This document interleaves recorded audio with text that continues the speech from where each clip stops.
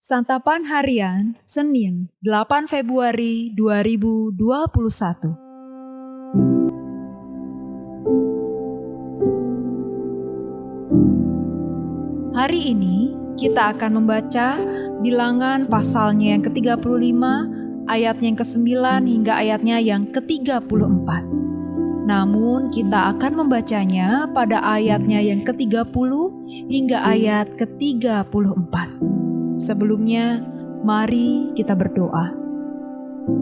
Hari ini kami berserah kepadamu ya Allah. Mampukanlah kami untuk menaati perintah di dalam sabdamu, di dalam kasih Kristus yang menguatkan kami. Amin.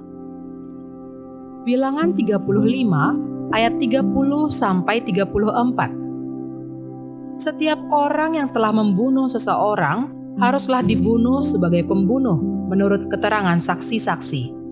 Tetapi kalau hanya satu orang saksi saja tidak cukup untuk memberi keterangan terhadap seseorang dalam perkara hukuman mati. Janganlah kamu menerima uang tebusan karena nyawa seorang pembunuh yang kesalahannya setimpal dengan hukuman mati, tetapi pastilah ia dibunuh. Juga janganlah kamu menerima uang tebusan karena seseorang yang telah melarikan diri ke kota perlindungannya, supaya ia boleh kembali untuk diam di tanahnya sebelum matinya imam besar. Jadi janganlah kamu mencemarkan negeri tempat tinggalmu, sebab darah itulah yang mencemarkan negeri itu. Maka bagi negeri itu tidak dapat diadakan pendamaian oleh karena darah yang tertumpah di sana, kecuali dengan darah orang yang telah menumpahkannya. Maka janganlah najiskan negeri tempat kedudukanmu yang di tengah-tengahnya aku diam, sebab aku, Tuhan, diam di tengah-tengah orang Israel.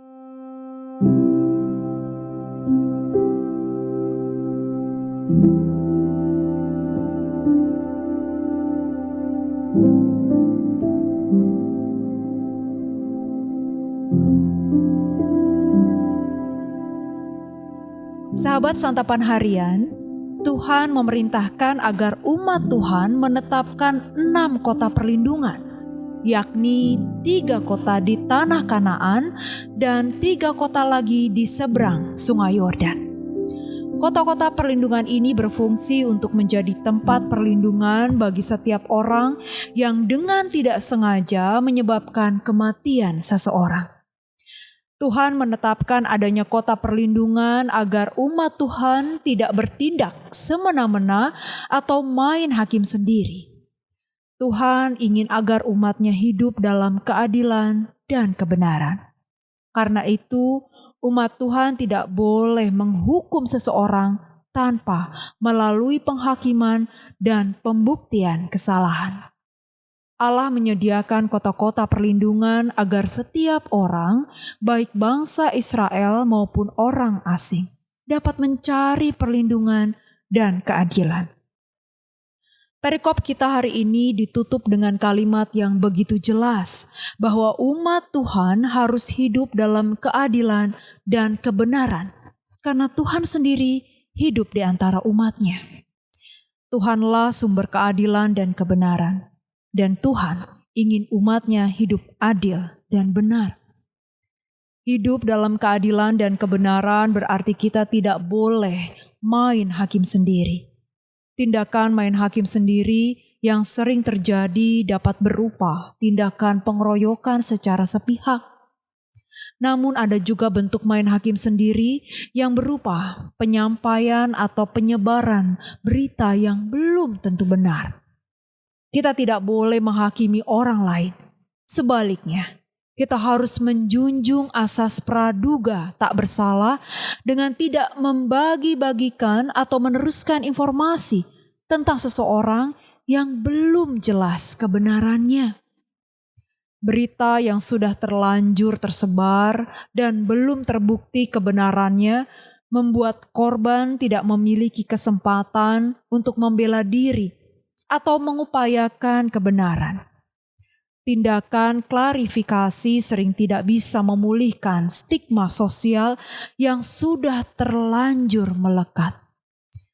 kita harus berhati-hati pada saat berbagi informasi di media sosial. Kita harus memastikan kebenarannya terlebih dahulu, sehingga media sosial kita tidak tercemar. Di dalam media sosial pun, kita harus bisa menunjukkan perilaku adil dan benar. Mari kita berdoa.